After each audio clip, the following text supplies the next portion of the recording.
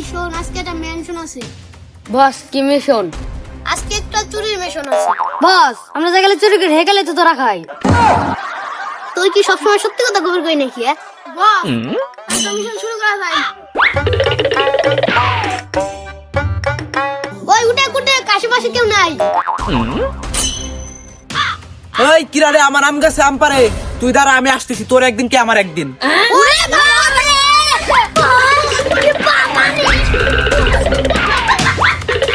কিরে আমার গাছের কেউ আম চুরি করার সাহস পায় না, আর তুই একলাইছ আমার আম চুরি করবে।